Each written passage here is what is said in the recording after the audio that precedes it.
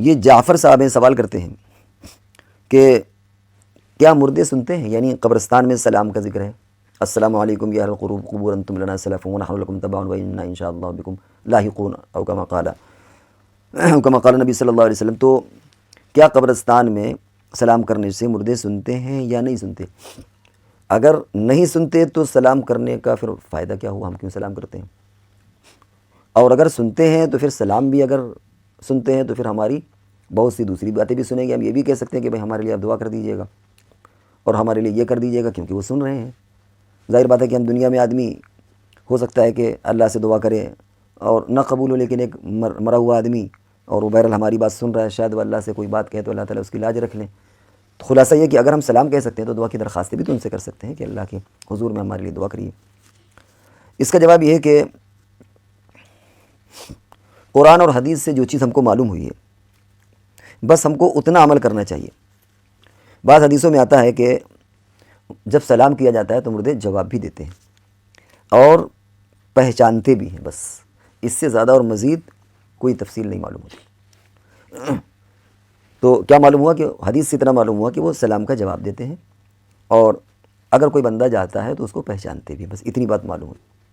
اب جو چیز خلاف قیاس ہوتی ہے، سمجھ میں نہیں آتی، اس میں مزید دوسری چیز کو آپ قیاس نہیں کر سکتے. یہ ذرا ایک اصطلاحی لفظ ہے، اس کی تشریح ہے کہ مرے ہوئے انسان کے بارے میں یہ کہ وہ سن رہا ہے، یہ ہماری سمجھ میں نہیں آتی بات کہ بھئی قبرستان میں تو کوئی نظر ہی نہیں آ رہا ہے، جو ہیں بھی وہ سب مٹی ہو چکے ہیں تو کیسے سنیں گے وہ. لیکن چونکہ حضور نے فرمایا کہ وہ سلام سنتے ہیں تو ہم نے اس کو مان لیا، کیونکہ جہاں حضور صلی اللہ علیہ وسلم کی بات آ جاتی ہے پھر ہماری عقل وہاں پر پیچھے چلی جاتی ہے. ایسی جگہوں پر مسئلہ یہ ہوتا ہے کہ بس اتنا ہی مانیے، اس کے آگے مت مانیے. یعنی اگر یہ حضور صلی اللہ علیہ وسلم نے فرمایا کہ تمہارے سلام کو وہ سنتے ہیں یا تمہارے سلام کا جواب دیتے ہیں، تو اس کا یہ مطلب نہیں کہ وہ ہماری دعا بھی سنتے ہیں، پھر ہم ان سے کھانے کی بھی درخواست کریں، پھر ہم سے دوسری چیزیں بھی کریں اور چیزیں لے کر کے بیٹھ جائیں. یہ چیزیں نہیں ہوں گی، کیونکہ جو چیز عقل کے سرحد سے یا عقل کے دائرے سے باہر ہو جائے وہاں پھر ہم دوسری چیز کو قیاس نہیں کر سکتے، دوسری چیز کو ایڈ نہیں کر سکتے، جوڑ نہیں لگا سکتے وہاں پر. تو نبی اکرم صلی اللہ علیہ وسلم سے جو باتیں ثابت ہیں وہ یہ کہ سلام کا جواب دیتے ہیں اور پہچانتے بھی ہیں. کوئی ضروری نہیں کہ ہر وقت پہچانے، کبھی پہچان سکتے ہیں کبھی نہیں پہچان سکتے. بس اس سے زیادہ چیز ثابت نہیں تو اس سے زیادہ ہمیں آگے کرنا بھی نہیں چاہیے. لہذا ان سے دعا کی درخواست اور یہ سب چیزیں بھی درست نہیں ہیں.